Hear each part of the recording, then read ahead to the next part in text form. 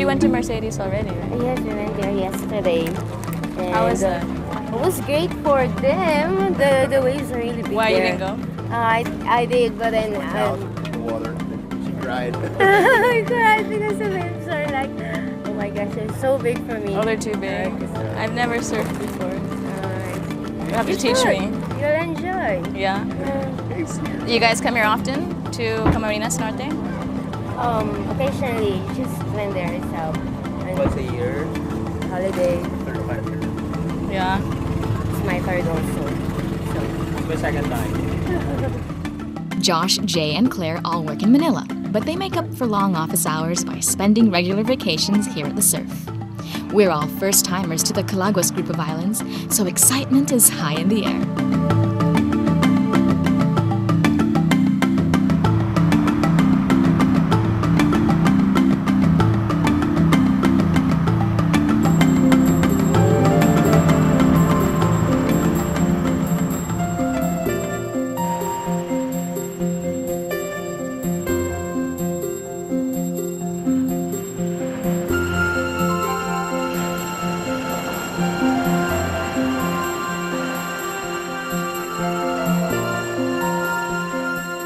You go to Calaguas Islands, and I'm not disappointed. It's so beautiful.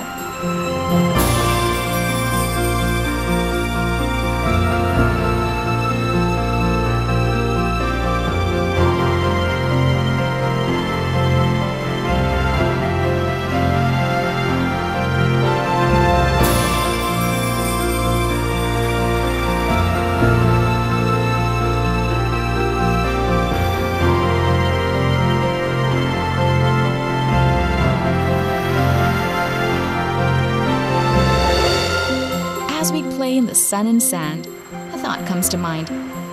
Why don't more people know about this beautiful place? It's not that hard to access, and yet I've never heard of Calaguas until now. Why has it been neglected as a perfect destination? And then another thought rears its sneaky head. You know, this is the place you would rather keep a secret. Then again, it is my job to tell you about it, and that's why I'm here. The Calaguas are a group of islands, recognized by their rolling hills and coconut palms, untouched by commercialism. Which, may I remind you, means you won't find any bathrooms, hotels, bars, or restaurants, or loud karaoke pubs. What you will find here is quiet serenity. Still blue waters. Sand as fine and white as talcum powder. And well, in one word, paradise. If only I could add to this beautiful scene by being able to at least surf properly. Well, I can always daydream.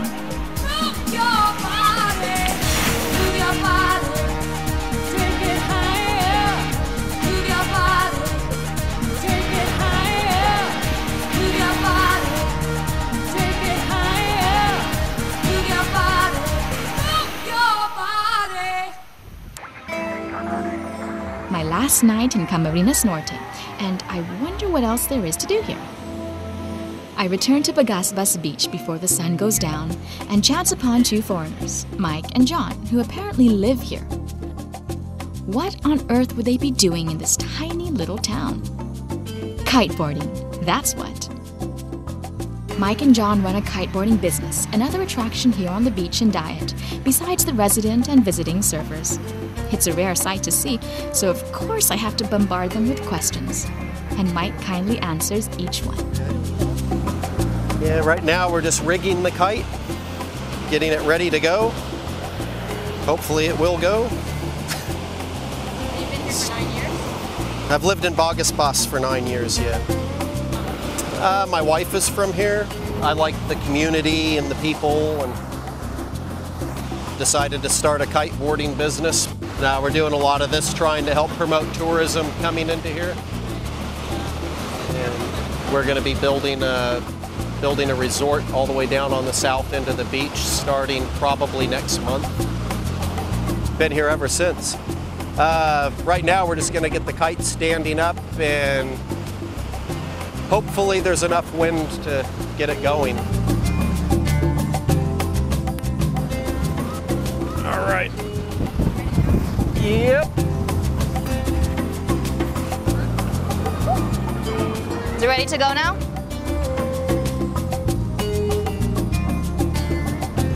The bar that he's holding, that's what you steer the kite with. Okay. And you wear a harness, and that kite is attached to your harness.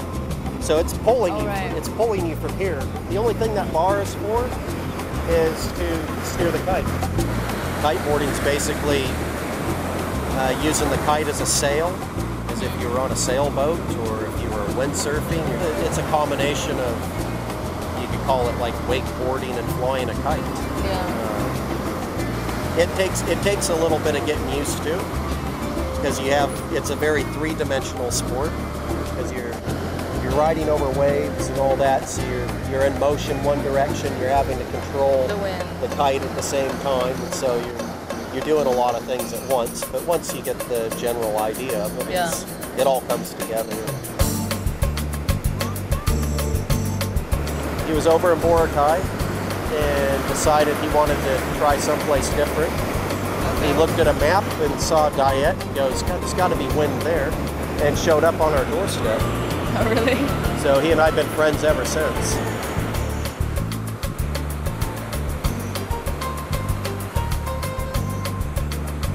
Turns out Mike and his Filipino wife Joy also run a bar just fronting the beach. And since it's my last evening in Camarines Norte, I head there for a nightcap. John, who has taught kiteboarding in Egypt, Montenegro, and the Philippines, says it was the promise of perfect winds and versatile waterways which blew him here to Camarines Norte. The endless possibilities for riding, he says, are some of the best in the world. Not far from their bar are buttery, flat lagoons, perfect for unobstructed riding. The amihan, or trade winds, are strongest from mid-November to March, and anyone interested in wakeboarding over in Naga, Camarines Sur, only has to ride 2 hours to get here to Daet for more adventurous fun.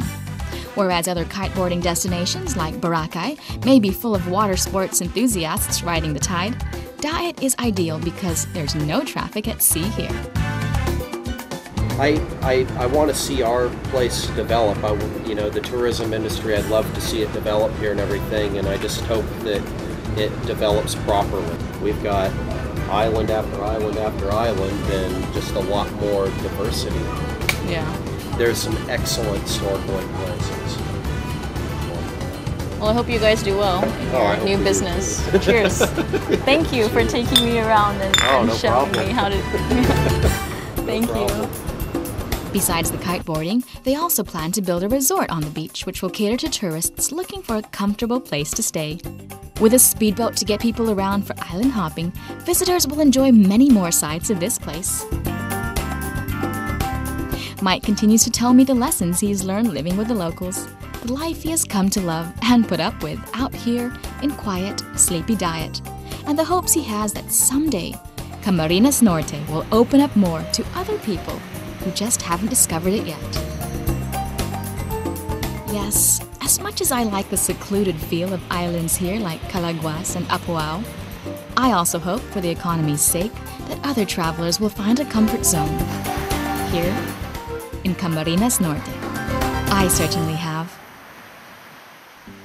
I've woken with the sun early enough to see it break morning and cast a spotlight on many things.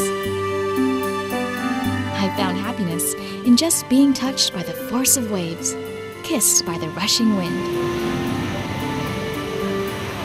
I've discovered that treasure lies not just in rocks and earth and ore, but in simple moments that bring your heart a sense of peace.